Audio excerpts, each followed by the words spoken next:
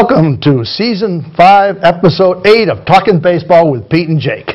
We're your hosts. We're going to be talking about baseball again today, and we have some interesting topics. We're going to talk about a new book that's just been out, Mount Rushmore of Catchers, and we're going to take on the concept of saves and blown saves, which has been quite controversial the last few weeks, especially on Talkin' Red Sox Nation that you run. It's been a bugaboo all season because the Red Sox, their season is over now, and they were not quite as successful as we hoped they'd be, and these saves were brought up as a sticking point of how bad the bullpen was, but we're going to talk about how that really wasn't true.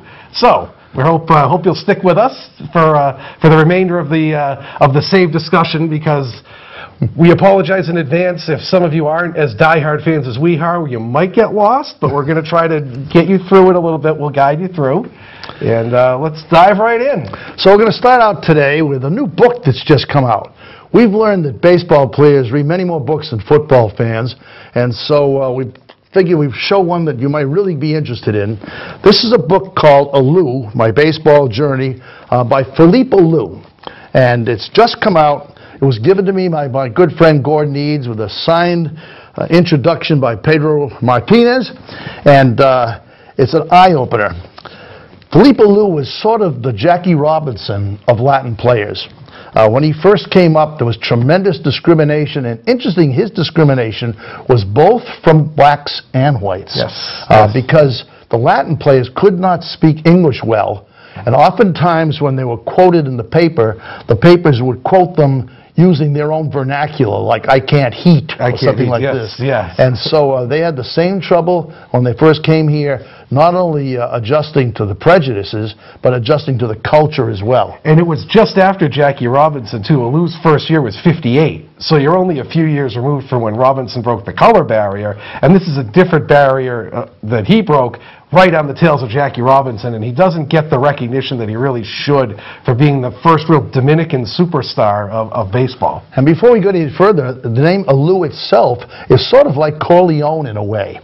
His real name was Rojas. Right. And the way the Latin players give their names, they do Rojas y Alou. It's their mother's name as well. And somehow or other, that got confused by one of the white managers that he had early on. And so he became known as Alou. His real name is Rojas. Right, yep. And his name, because his Alou name was taken on, he had two brothers who also played Major League Baseball. Matty and Philippe.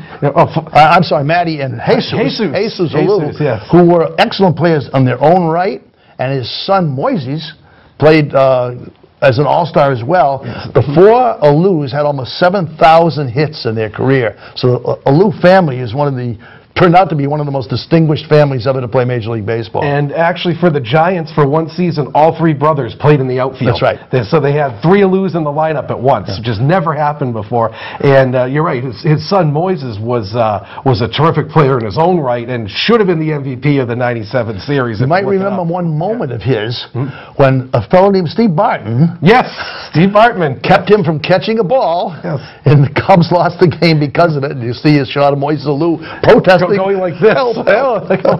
But back to Felipe, he came up with the Giants and was with them for most of his career. He bounced around a little at the end. I didn't even know he was with the Yankees till we started reaching this, because he was a little before my time. And he played over 2,000 games. He played for 17 seasons and made some all-star teams and led the league in hits, I believe, once, didn't he? Yes. And he actually went on to a distinguished manager career afterwards. He was the first Dominican manager ever. And he was the manager of the Expos in the 90s when they had that terrific 94 team that the strike killed and forever changed baseball in Montreal. If that season had continued, I guarantee they'd still be playing baseball in Montreal right now. But he's still celebrated in Montreal as the prime Expos manager of all time. He has the most wins of any manager of that franchise. He had, just listen to his career stats.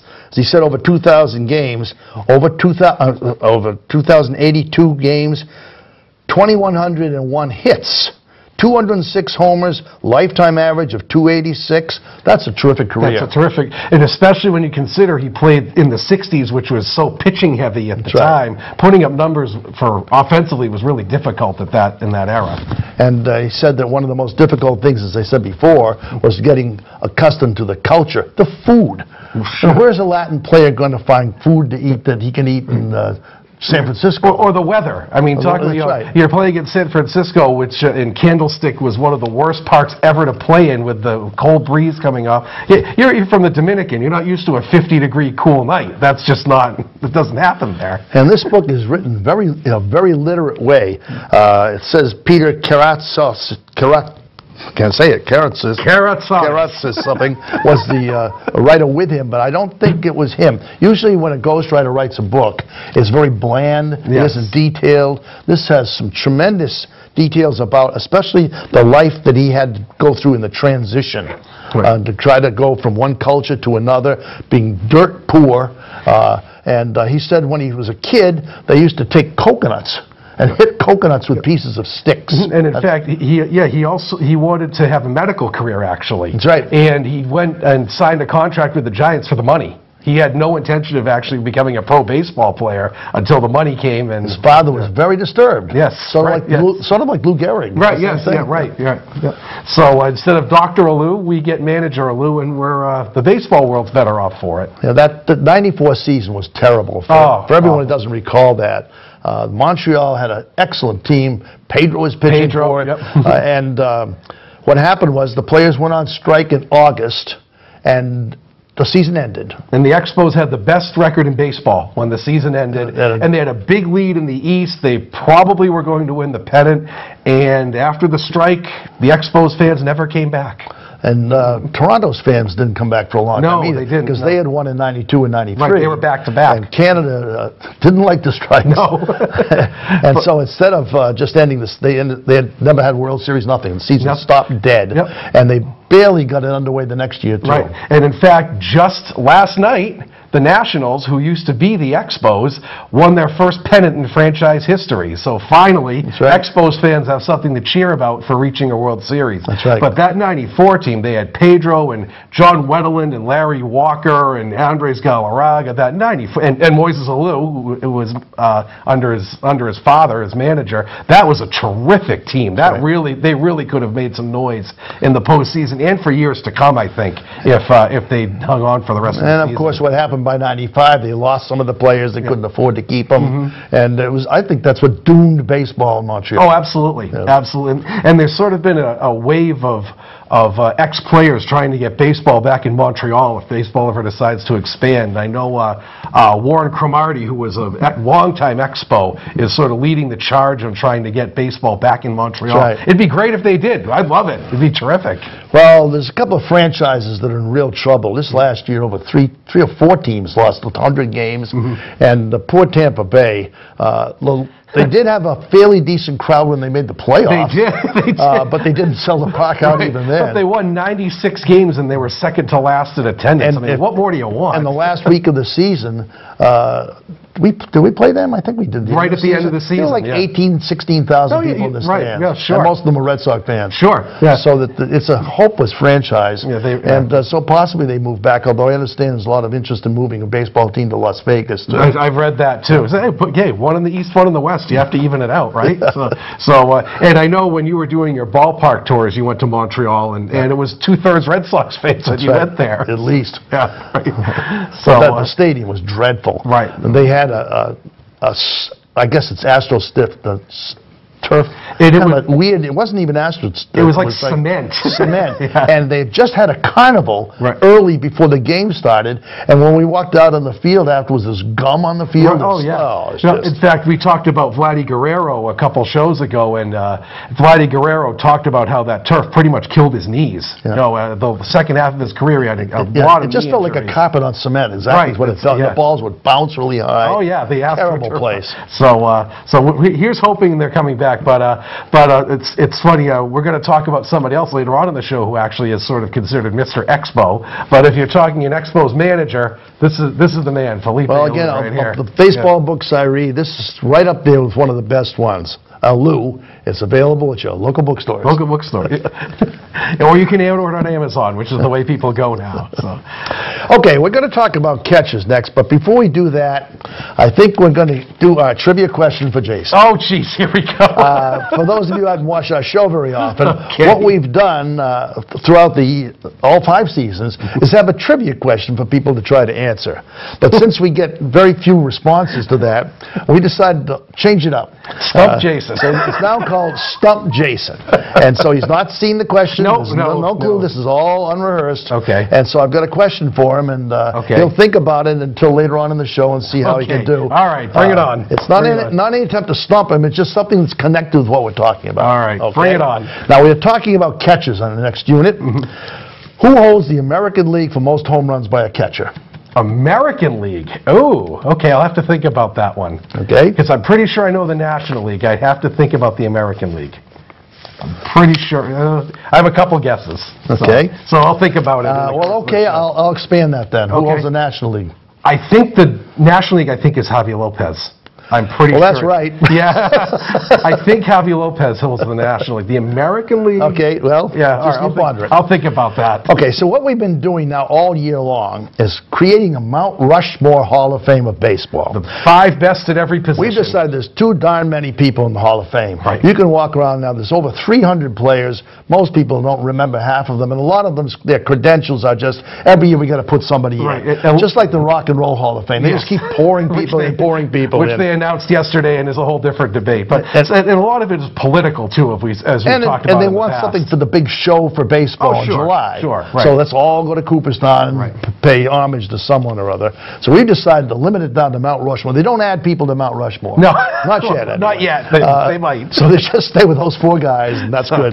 So what we've been doing is picking 5 of the top players since 1950. Our reasoning is that's when expansion began, when integration began, and unfortunately I've seen all these guys play. That's not a bad thing. We've gone around, we've done all the position players except catchers, so today we're going to run down the top 5 catchers that we've decided should go into our Hall of Fame. I'm going to start out with one that's controversial, because every time you look up the top catchers of all time, you're going to find somebody there that we have not put there. Yes, we were surprised actually when our research bore out with our top pick. You might be surprised, but we have reasoning for it. So, well, before we get into, we have to explain. But for catchers, more than any other position, defense means a lot. That's right.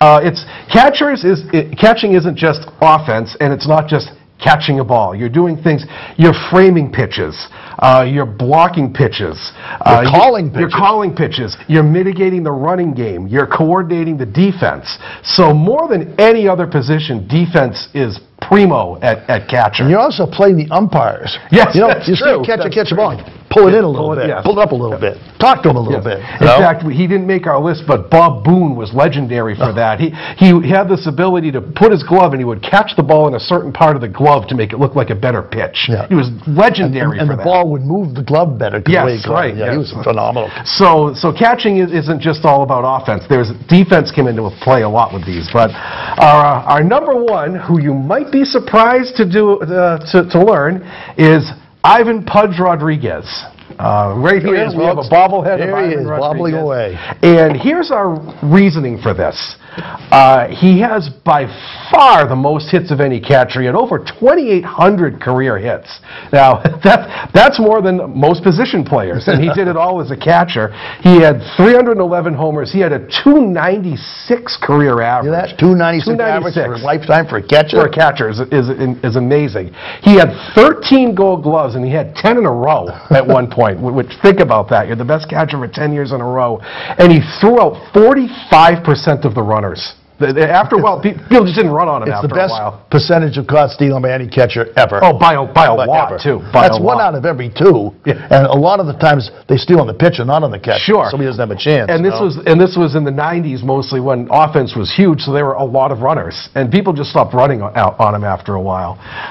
He did win, and some people might remember this, and I think it's justified. He won the '99 MVP over Pedro, and there was this big hue and cry about how because 2 of the writers completely left Pedro off the ballot. They didn't think that pitcher should be an MVP. Right. It should go to an everyday Right. player. And if they put Pedro anywhere on the ballot, he would have beat out Rodriguez. But look at the year Rodriguez had. I mean, there's no shame in picking him for the MVP that season. I mean, he had an incredible year that year. He was in 14 All-Star games, 7 Silver Sluggers, and most putouts by any catcher ever. Any. Yep. And talk about durability. Now, in this day and age, everybody talks about platooning catchers and resting them.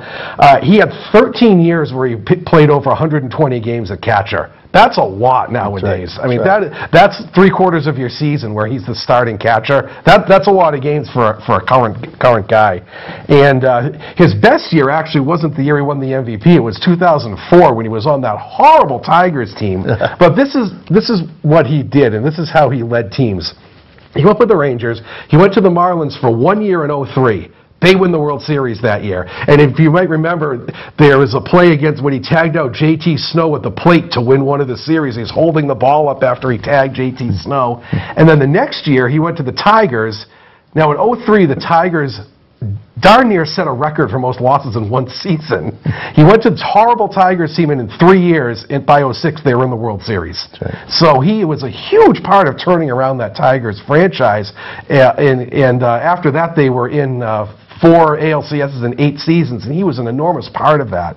So that goes to show that he wasn't just everyday player. He was a leader. He was a winner. And he was an aggressive defensive catcher. Yes. Some of you folks know how Christian Vasquez catches, firing the ball to first base, trying to catch people off. He was just like the little dynamo behind him. He was. And you never knew what he was going to do. We saw him pick people off at third base sometimes. All the time. He was, yeah. And so he wins.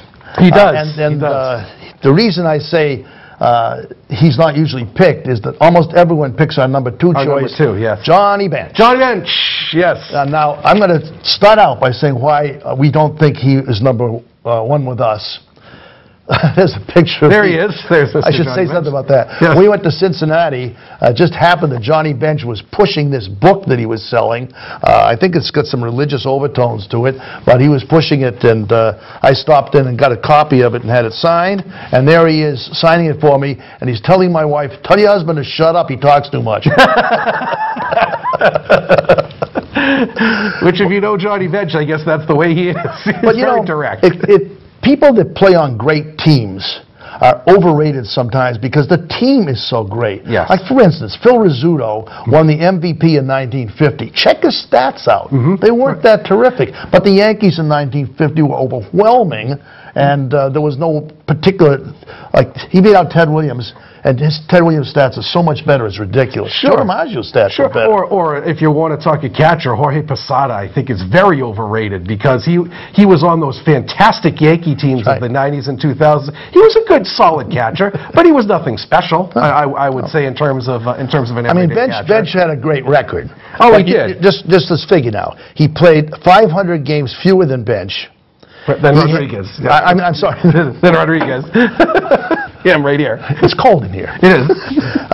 He had 800 fewer hits. He had more home runs and just a couple more RBIs. His average was 30 points lower. He only stole 68 bases. He had 3 fewer Gold Gloves. End of story. All right. Yep. No? And Bench did win 2 MVPs, but as we've talked about in the past, when you're on a good team, you're going to win MVPs. That's how it works. Yep. So, yeah, he had 389 homers. He had the catcher's record for a while until it was broken. Yep. And, he did lead the league in homers twice and RBIs 3 times, which is great for a catcher. It's very rare. But again, when you're in a stacked lineup like that, when you have Joe Morgan and George Foster and Pete Rose hitting ahead of you, you're going to knock in a hell of a lot of runs, aren't you? I mean, it's sort of a product of the 14 team. 14 All-Star games, most grand slams by a catcher. Oh, cool. You know why? Because those guys are on base. And if you play for the Marlins or somebody, catchers don't ever come up with the bases loaded. And again, and he's a guy who is very much still, even in his 70s now, he's still very much associated with baseball. He did the show The Baseball Bunch. He's stayed very active in major leagues, promotions and things like that. Who can forget the Krylon paint ads that he did forever? I mean, he's sort of a celebrity outside of baseball too. I forget about that. Remember the Krylon spray paint?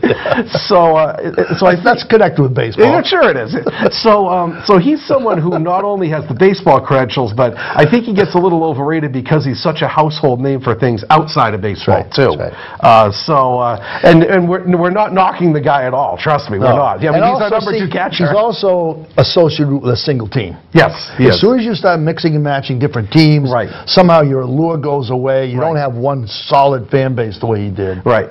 Yeah. So he's our number 2. he has been through 4 wives. Yes, and, yes, so- he has. Yeah. Yes, he was sort of prickly off the field, according to some players. But he's our number 2, and we're not knocking him. But we disagree that he should be the number 1 on best catcher Okay, list. but he'll do okay. Oh, he's doing fine. And now, finally, we get around to a Red Sox. I think Carl Yastrzemski's the only one we've had so far, I right? think so, right? Our number 3 is Carlton Fisk. Yes, Carlton Pudge, Fisk. another Yeah, Pudge. another Pudge, I don't know why yes. these catches are all called Pudge. Because they're stocky, I guess. Well, I don't know, but not him.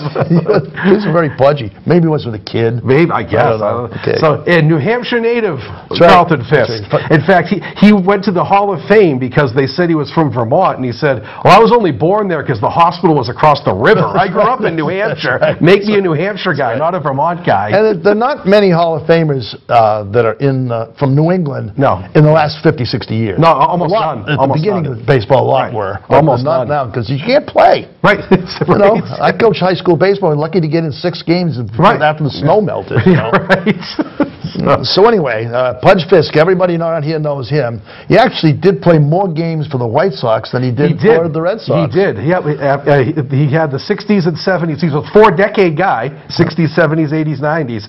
And it was 1980, actually, he went to the White Sox. On some weird contract mix-up. Supposedly, he didn't receive his contract on time. He was like half an hour late. He and Fred Lynn actually were in the same envelope, Yeah, I guess. that and was they the both whole- became free agents. That was the whole regime of the after Yawkey Should have died. been a Red Sox for life. Imagine what would have happened. And if you've been to the park at all this year, he's there a lot. Oh, he is there a ton. He is there a ton. Because that's where he's beloved. Yes.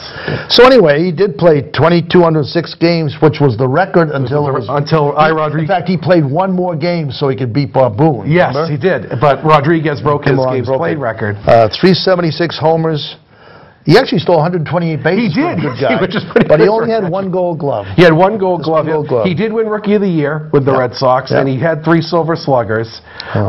376 homers. He was the ultimate, talk about an Iron Man. He was still catching at age 45. Right. He made an All-Star team at age 43. Yeah. And we're not talking about a guy who shifted to first base. He was an everyday catcher right until the end. He didn't come up as a regular until he's 26 or 7 years Right, old. yes. He came in 1969 for a cup of coffee and he didn't come back till 72. when he Right, did it. exactly. But the counts, he's still a 4-decade guy. Now, what we're going to be showing here in a little while is an iconic moment. And we've talked about that before. Let's explain it more. An iconic moment is some particular play, catch, situation that so captures the imagination that it almost encapsulates that player forever.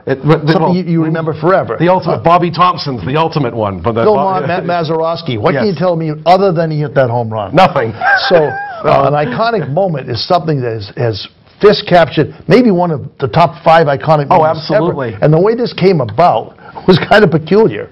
In 75, when they were filming baseball, it was nothing like when they do it now. No, nothing. no. They had a couple of cameras on it, but they that did was all these separate cameras to follow. Now, you watch one of the playoff games, there'll be a special camera on the pitcher, special on the catcher, special on the other team's manager. And then replays from every angle for every possible play. angle, so Yeah. you can see everybody's reaction They have, to plays. they have some on the fans. They have cameras all over the place. But in 75, when they're filming the game at Fenway, they stuck a camera behind the Green Monster. Right. Through a slot in there where the guys that work back there usually look through. And this was unique. This is something that hadn't been done before. But the idea was just to get a low-level angle shot of home plate. Well, what happened was when Fisk hit his home run, the cameraman, theoretically, and maybe this is a good story, but supposedly looked down and saw a rat running around behind the wall and was so freaked out by it, he left the camera on Fisk. on Fisk on the batter, and when Fisk ran down the line, waving the ball, waving the ball fair. waving it this way, waving the ball fair, the camera followed him, and as soon as they shot that, they tacked in that other shot, Yes. and that waving the ball fair became an iconic moment. It was how many many times has that God. shown? It was one of the shots on This Week in Baseball for years. ESPN still shows it. It's considered like one of the all-time great baseball moments, and it was also the culmination of maybe the greatest World Series game ever played. That was I I remember watching it from the kitchen. I couldn't go in the room where it was being played through my fingers. I was so nervous about what was happening. So what we thought we'd do is give people, the younger people who may have not seen this or not seen it recently, a chance to take a look at it. So here it is. And Fisk will lead it off. There it goes, a long drive. If it stays fair, home run. And Carlton Fisk had a lot of little boy in him right there. I tell you, one of the more dramatic home runs in World Series history. So there will be a 7th game here tomorrow night. It's probably one of the most exciting ball games that I've ever played in, regardless of whether it's been a World Series or whether it's been a regular ball game, but even more so since it was a World Series. Okay. All right. So I hope you enjoyed that. Hope you enjoyed that. I can't get enough of that shot. I know. You can watch that 100 times, it never gets old. Something I forgot to mention, actually, when he retired, Carlton Fisk had the most homers for anybody over age 40. Did Really? you know that? Yes, Really? he did. Yes, he did. Until Barry Bonds broke it. I was going to say. Yeah, Bonds broke it by quite a bit. I mean, even without that moment, Fisk is, first ballot Hall of Famer. But everybody knows Carlton Fisk. If you've seen Good Will Hunting, there's a long scene where Robin Williams talks about he was at the game. He didn't. He had tickets to the game. He met the girl. And he met the girl. Didn't go to the game. He missed the iconic moment. How did you miss that game for a girl? I missed it for a girl. And he goes on this whole speech about it. And it's just it's mentioned just in every single baseball discussion as a great moment. Yeah, a lot of times now when they come down to the championship games, they have little tiny clips of famous shots. And that's what always won. And you see everybody in the back standing up, and I forget who's on deck with his bat, and he's cheering, but you just see Fisk going like this, waving them off there. Yes, Fred Lynn. It was Fred Lynn. I was not born yet when that happened. So, but he's our number 3, and so we'll go to number 4. We'll go to number 4. Number 4 is Mike Piazza. Mike Piazza. And here's our one case where the offense sort of overwhelmed the defense. Mike Piazza. Yes. Handsome Mike Piazza. Oh, yes. Our illustrious producer. She gives us one growl a show. So what's interesting how Piazza got started is that his father was buddies with Tommy Lasorda, and as a favor to his father, the Dodgers drafted him in the 62nd round. Yep. So never give up on your dream, people.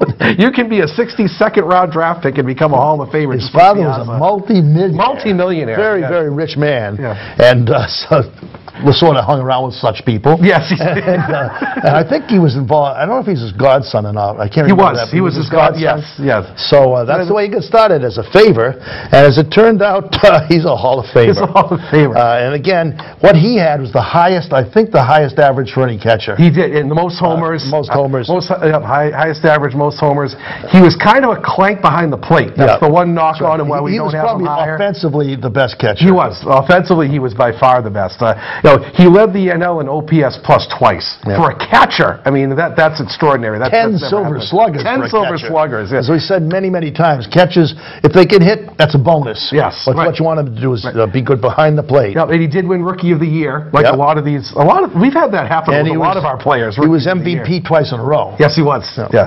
And he also had a little bit of an iconic moment too. If you remember, the Mets played in the first game after 9/11, after baseball took a week off. That's right. And the game was at Shea Stadium. It was very somber, and Piazza hit a game-winning homer in the bottom of the 8th inning, and Mets fans still talk about that. Was other than the World Series win in '86, that was the biggest Mets thrill they ever had. Piazza. It was all of New York just stood up and cheered, and people were crying. So he had his own iconic moment too. And also, he played with 2 large franchises. Yes, he did. The Mets and the Dodgers. The biggest in the East Coast, biggest in the West Coast. And the Marlins for a week. Don't forget about that. He was in the Marlins for 1 week. That was a little strange. Yes, it was. So Mike Piazza is our number 4. And again, like we said, the offense is just so overwhelming with him that we're sort of overlooking any defensive deficiencies he might have had. And, of course, he's good looking, so of course he makes number 4 on our list. Number 5 is also good looking, Gary Carter. Yes, yes. Gary Carter played for the Expos and the Mets, and also had a terrific career. What I remember most about Gary Carter is he always looked happy. Yes. Always looked like he's having a great time playing. They called him the Kid because he always had a smile on his face. And it's sort of come out lately that those Mets teams in the 80s were not exactly good characters, except for Carter. No one ever had anything bad to say about Carter. The reason he was, and I researched this actually, I didn't know this before, he is actually credited with creating the term F-bomb. I didn't know that until I researched it. Right? Well, he was a. What were you researching? I don't for this. He was he was a devout Christian, and so he never swore, never got involved in any of the team shenanigans or anything like that. And he always looked at the positive side of life, which is why he always had a smile on his face. You know, the team would lose, he'd say, "I'll get him tomorrow, guys." So he came up with the term F-bomb because he didn't want to swear. Oh, good for him. Well, he was 11 times an All-Star, 5 Silver Sluggers. He had over 2,000 hits, 324 homers, and he was one of the 4 captains of Mets history. Yes, he was. 4 captains. And as we've talked about before, with other teams, they have an iconic player. He's Mr. Expo. No. He was the face of the Expos franchise. People forget those Expos teams in the late 70s and early 80s were really good. Really good. And I'd like to mention his most happy moment in 1986. Yes. When we were ahead 5-3. Yes. Against the Mets. Yes. He got a hit off Schiraldi, and he ended up scoring a run. And he started the rally. He did. And I can still see the picture of him crossing the plate going, "Oh my God! Oh my God, yes." Out of his mind. How did this happen? Jumping up and down about it. He started the rally, the infamous Game 6. And, yeah, you're right. And he was one of these guys just always on a winning team. The Expo, he led the Expos, he led the Mets, and he kind of bounced around a little bit at the end. And he sort of had a little iconic moment, too, where he went to the Expos for that one last season. He was on his last legs. He was a backup. In his last at bat, he got a double. And this one of the few times Montreal sold out. The whole place went nuts, and he got a standing O. And there's actually a road in Montreal called Gary Carter Way, named after him. Sadly, he passed away in 2012 of a terrible brain cancer. Yes. And it was felt throughout baseball. He was such a good guy. He was only 57. A very, very sad ending for a great guy. And it really shook baseball, too, because nobody had anything bad to say about him. And this is funny. We talked about Rookies of the Year. He came in second to Rookie of the Year. You want to know who he lost to that year? No. John Montefusco, who had 2 great years and vanished off the baseball planet. So he lost rookie. So it goes to show how one-year wonders sometimes can win awards. Right. That's right. So he's our number 5. That's our number 5. Yeah. Now we've gone through all the position players. We got 2 more shows to do this year, number 9 and 10, to cover the rest of it. Next, in our next show, we're going to talk about left-handed pitchers, and the last show, right-handed pitchers. So here's our honor roll list of. Here's our honor roll list for catches now. There we go. There we go. Catches. Ivan Rodriguez, Johnny Bench, Carlton Fisk, Mike Piazza, Gary Carter. And we have to say that this one is one of the few positions that might be fluid in a few years, because our number 6 was Yadi Molina, who's still active. Buster Posey is still active, too, who may sneak onto that list. So come back to us in 5 to 10 years. This may have changed a little bit. If we're still here. If we're still here doing the show. If the building is still here. We'll be in season 15 at that point. But get back to us. We may see another player or two sneak onto this list. And there were some honorable mentions too, like Ted Simmons had a great career, Bob Boone, certainly they deserve mention too, but those are our top 5. That's our top 5. As of now, October 2019. Okay. So it's time for Trivia Answer. Okay. Jake's been pondering, I'm sure. Who holds the American League record? American League record, oh my God. Javier holds the Major League record. Yes, okay. I know Sanchez came close. It's not Sanchez, though, is it? No. Boy. I'm not sure who has more than Sanchez. Is it Rodriguez? Ivan Rodriguez. He has the most. 35. 35, that's 35. That's all any American League catcher's ever had. Ladies and gentlemen, this is an iconic moment here. Yes, I actually did not know. I got the National League. I didn't get the American League. That was a tough one. Right, I was going to ask you that. I got that one. Too hard. No, I didn't know that he had the American League. Sanchez came close, though, yes, he did. in the last couple of years. He cleared 30. He has the most ever for an American leaguer. Wow. So yet another reason he's at the top of our list. That's right. Most ever. Only 35. 35. And I think every single other position has gotten more than 35. Absolutely. Absolutely, yes. And second base is 40, so there must be more. Yeah. All right. Now, over the last year or two, I guess, there's been a lot of controversy over this concept of a save.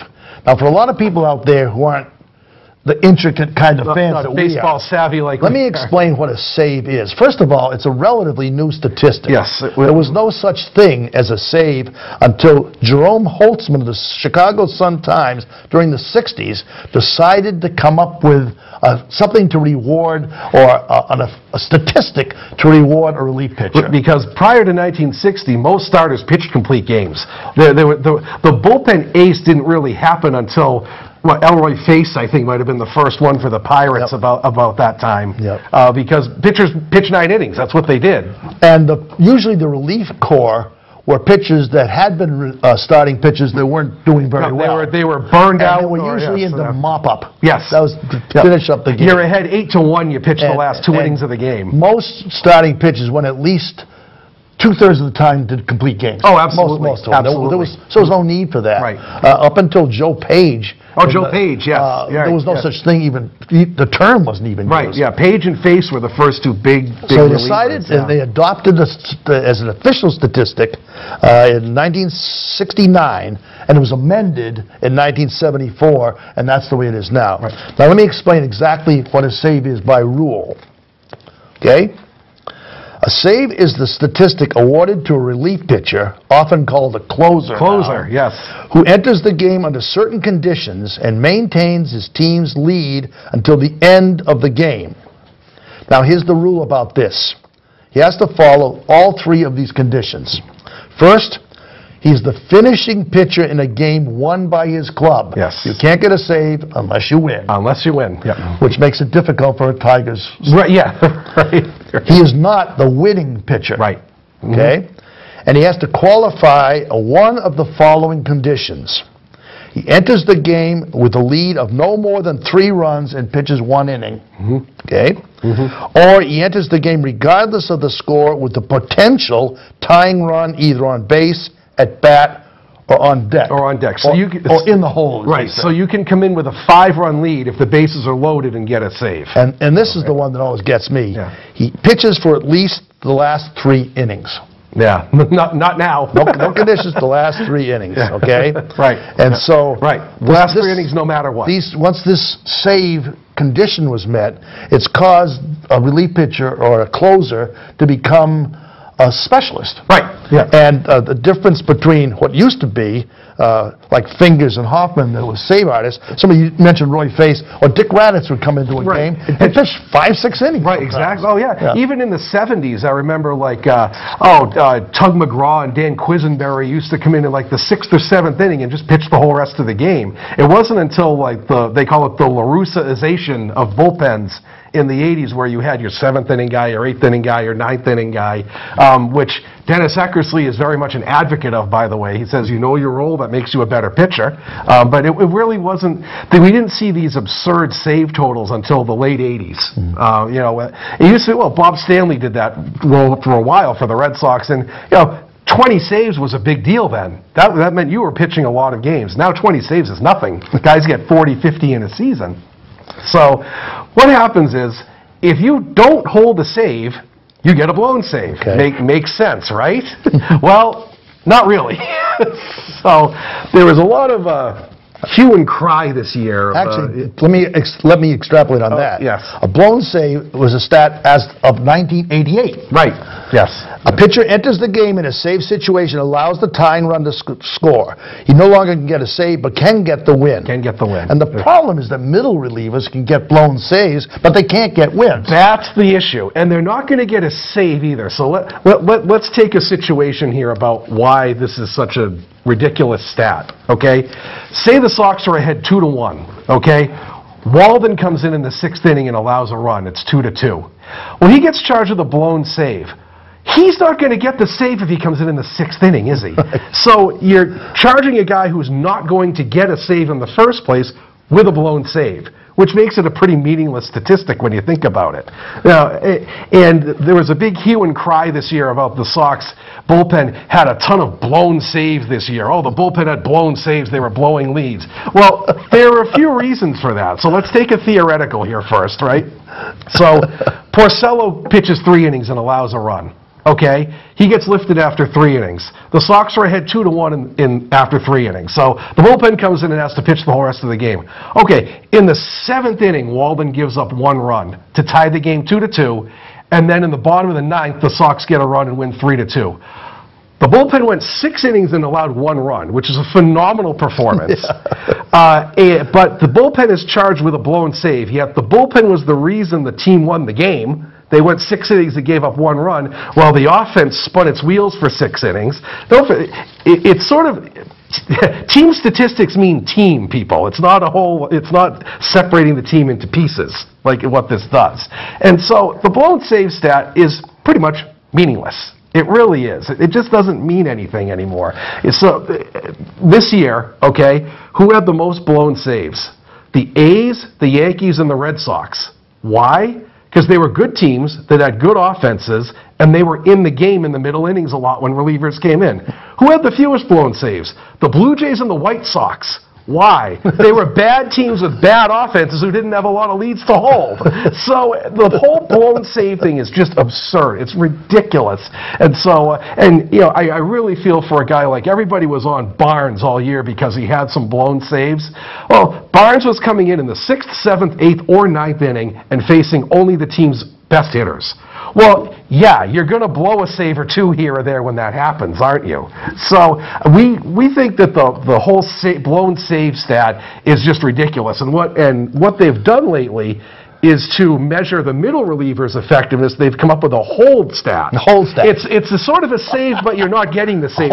Like you come into a 5-3 game and pitch an inning, but it's the 7th inning. You get a hold because you held the lead. But it's the same rule. You have to have a 3-run lead or the tying run has to be in the hole.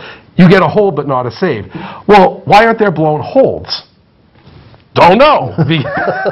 Because they haven't thought that far ahead. So blown holds actually count as blown saves, but they're completely different. So I don't think there's a blown hold. There isn't a blown hold. They just don't say anything. Yeah, they don't say anything. There is not a blown hold save. It's a blown save. So unless you're a closer who just pitches only the 9th inning, blown saves is pretty meaningless. That's right. Because guess what? If you come in the 7th inning and you blow the lead, there's still 2 innings left in the game. Your team can still win, you know. I mean, I mentioned that in 1975 they amended this rule. Right. What they did was, originally it said a pitcher can come in and has to pitch effectively. Effectively. That's effectively. Right. And they said, how do you measure that? So they removed it. So I want to give you an example. Right. This is theoretical. It didn't happen. It could have happened last year. Yeah. But it didn't happen. Okay. Red Sox reliever comes in the 9th inning with a 3-run lead. Right. All right? That meets the condition. Right. He pitches the whole inning. This is what happens. The leadoff man hits a screaming single to right field. The second guy hits a screaming line drive, nabbed by the first baseman, who doubles off the batter. Right. Right? So there's 2 outs. Now there's 2 outs. Next guy hits a double off the wall. Next guy hits a home run over the wall. So 3-2. 3-2. Next guy gets a single to right field. Next guy gets a double off the wall. He intentionally walks the next guy because he doesn't want to pitch to him. So the bases are loaded. The next batter comes up, and Jackie Bradley catches one as it's going into the bullpen. He gets a save for that. He's given up 5 hits and a walk and 2 screaming line drives, but he gets a save. But he gets a save. And it counts the same as if someone had come in and struck out 3 guys. Right, with a 1-run lead, I might add. So yeah, the effectively is... Mitch Williams had a few saves just like the one you entailed back in the day, if you remember him. And it's sort of... And what it's done is that I think, especially now when teams are, quote, bullpenning games, like if the Yankees had played tonight and not been rained out, they were going to bullpen a playoff game. I mean, that's how prevalent bullpenning has become, where you don't have a starter. You just throw a bunch of guys out for a couple innings and get through the game. It diminishes those middle inning guys. Like scenario, okay, Barnes comes in to pitch the 8th against the Astros. They're ahead 3-2. He strikes out Bregman, Altuve, and Springer. who are three of the best hitters in the league to preserve the lead. And then Workman comes in, the Sox get 2 runs to go to head 5-2. Workman comes in and pitches to the bottom of the lineup in the 9th inning with a 3-run lead. He gets the save. Barnes gets nothing. Right. Now, what's wrong with that scenario? But the most, as you say, effective pitcher was really Barnes. It wasn't Workman. Right. So why isn't Barnes rewarded with a save for that when his was It's not way more? official, but they call some saves tough saves. Tough saves, If you yes. come in with a tying run on base, you Right. get the save. That's a whole tough different save. thing. Right. But there aren't many of those because so many closers And go with a clean sometimes inning. the number of saves you has to determine your salary. Yeah. How many times was Rivera brought in with 2 outs in the 9th inning? Sure, absolutely. He needs one more. He needs a couple more. Right. You know? And also, you're going to rack up saves if you're on a good team. right. If you were on the Tigers this year, you weren't going to get many saves, were you? So it's something that we think just needs to be revamped, especially in this age of nothing but relief pitchers coming in. You know how, especially like with the way the Rays attack up. The Rays, other than Morton, don't have a starting rotation. They have guys who come in and pitch 2-3 innings apiece. Right. Well, the wins and the saves are going to get skewed because of something wins like don't that. matter anymore Wins anyway. don't matter anymore either. Anyway. So we think that they need to revamp this whole idea of saves. And sometimes relievers, like, not to pick on him, but Workman had 10 wins this year. Right. You come in and blow a save, and then the team wins it for you. You get the win. You get the win. Right. So he had 10 wins and 16 saves. Looks great. Not that he didn't have a great year. He did. But that you get some pitchers to get, like Roy Face was Oh, sure. 18-1 one year. Right. 18-1. How did he get those? He came in the middle innings, and the team went ahead. Right, Sure. right. So it's sort of, you have to really look twice. And like we said, all year people were all over the Sox bullpen. And here's another thing. That's right. Who led the league in appearances by the bullpen? Red Sox. More appearances equals more blown saves. Simple math, people, right? Okay? If your relievers aren't pitching a lot, you're not going to get many blown saves. So it's a ridiculous stat. They need to figure out some way to quantify reliever effectiveness better than saves and holds, I think. Yeah, when you look up saves in Wikipedia, they give an example of the most ridiculous save in baseball history. Yes. A guy named Wes Littleton, household name, Household name. came into the 7th inning of a game where Texas was leading Baltimore 14-3. Okay, 11-run lead. They proceeded to get 16 more runs and won 30-3. He got a save because he pitched 3 innings. He pitched the last 3 innings of the game. He gets a save for holding a 27-run lead. I don't A tall think- task. That's not only not a tough save. That's a save I could have had. Really. So the save concept is certainly a controversial. Oh, one. sure. It was originally started to recognize relievers. Right. Now everybody's a Right, reliever. but the role of bullpens has changed so much in the 50 years since that rule has been made that it sort of has become increasingly meaningless. So if you work for baseball, if anybody involved in baseball is watching this, come up with a way to quantify relief pitching. Effectiveness more than saves and holds because it's just not working right now. And Well, I'm sure we all need stats in baseball. We all need stats. There'll be probably the percentage of strikes over balls, curveballs versus something else. Spin rate. Spin rate. Yes. You know, this guy's got the best spin rate. They hit it a lot. Yeah, but he has a great spin rate.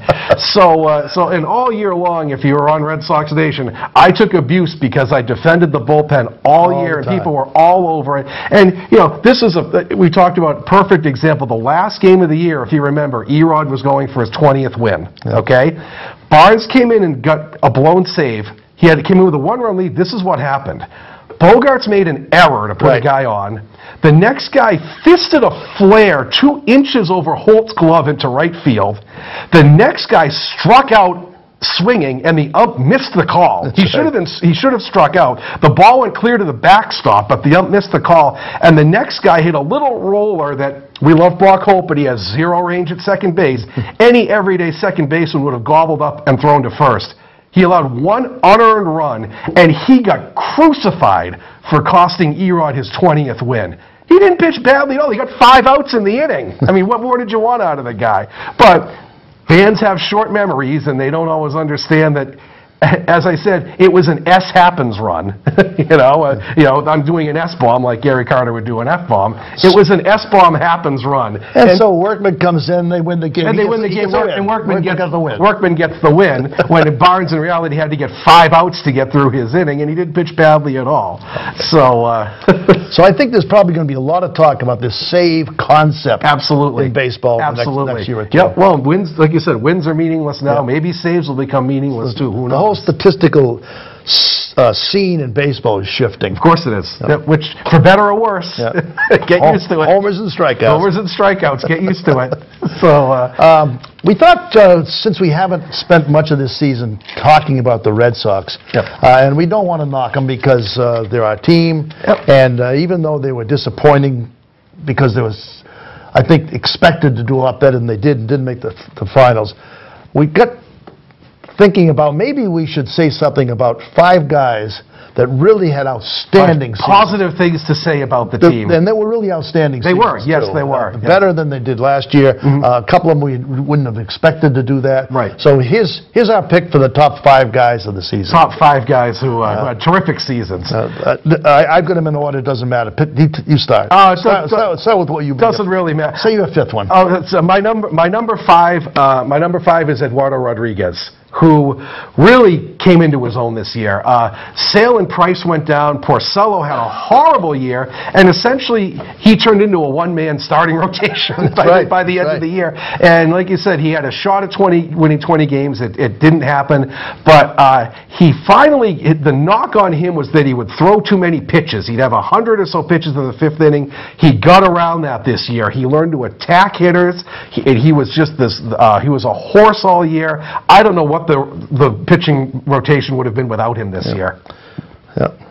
He was 19-6. 19-6. He had 3.81 ERA, which in this day and age is terrific. It was in the top 10. Right. Yeah. He pitched 203 innings. That was great because his goal was not win so much. It was innings. To be consistent. He didn't miss any starts, and he had 213 strikeouts. Yep. He had a phenomenal year. He's emerging, although he's not a kid. He's emerging as a solid starter, and he's the only one that did. He was the only one that went all year. 5 starters to start the season out. He's the only one that made it through. Sure. So I would certainly rate him there. Yep. Absolutely. So.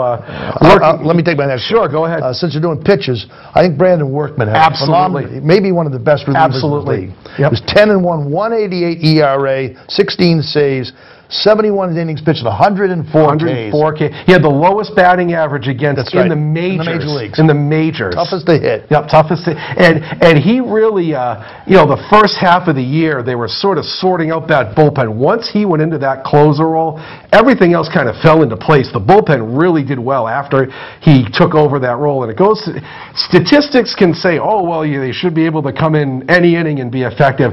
You need that 9th inning anchor. Yep. And he was that anchor for the second half of the year, and he was terrific. Yeah.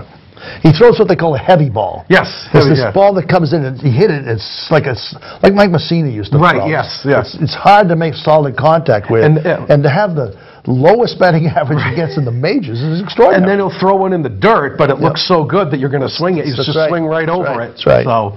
So those are 2 pitchers that in a team with the pitching staff was not up to par. Right. Those 2 certainly stood out.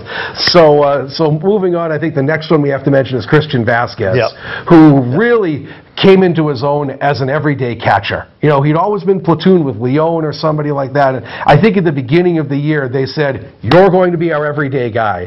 And not only did he improve defensively at the plate, he just had a terrific year at the plate. He was clutch all year. He hit over 20 homers. And 23 homers. We play this little game at home. The start of the season, we predict how many homers each player is going to get. We all had him for 5. Right. He was going to hit 5 homers. He was going to hit 5. He got 23. And they were clutch, too. Right. He had a lot of clutch hits for a catcher to hit 276, and he played 122 games. It's going to be way up there for the number of games caught by a catcher. Sure, absolutely. And like we've said on the show before, catchers tend to blossom later in their career. And even though it seems like he's been with the team forever, for a catcher, he's really not that old. So here's hoping that he continues and they sign him up for a while because he really put together a fantastic season.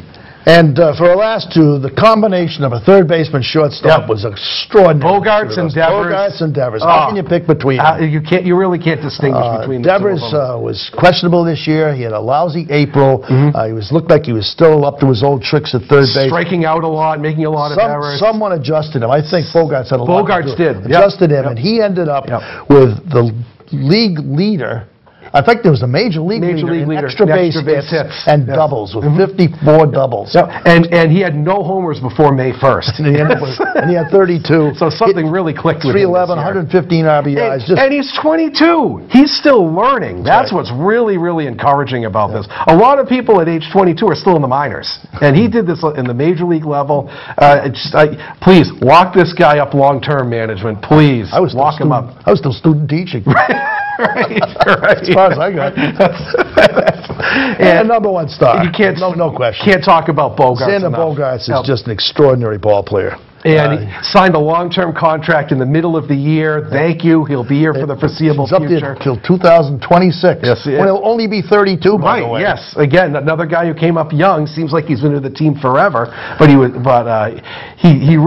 really hit his stride this year. And he'd have years in the past where the average was high, but the power wasn't there, or the power was there without the average. He put it all together this year. Everything was there. Even the defense, I think, was much improved. Much improved. So 309 average, 33 homers, 117 RBIs, and he was the third in total bases. Only one behind his teammate. And he didn't make the All-Star team. And he played 154 games. Every day. That's every day. Yep. And I think really quick, maybe two honorable mentions I might want to bring up are Josh Taylor and Marcus Walden, who they expected nothing of at the beginning of the year and ended up being real horses out of that bullpen. So those are the building blocks for next year, we hope. All the players above them. And we're getting signals from the truck that it's time to sign off. The truck is. I hope you enjoy this show. And as we said, next show we're going to be talking about left-handed pitchers. Lefty pitchers. There's always a mystique about left-handed pitchers being a little screwy. Yes. So I think that'll be a fun show. Oh, it'll be a very fun show. And so until then, we're going to sign off as we have been the last couple of weeks with a little baseball music. Yes. This is a cool little song. And so until then, we'll see you all anon. Take care. See you next month. Take care. If you can make a hit in a ball game, you can make a hit with me. But the man who can hit in a ball game can be my affinity. I'm simply baseball wild, oh how I yell. Slam out a home run hit, I'll yell like whoo. If you can make a hit in a ball game, you can make a hit with me.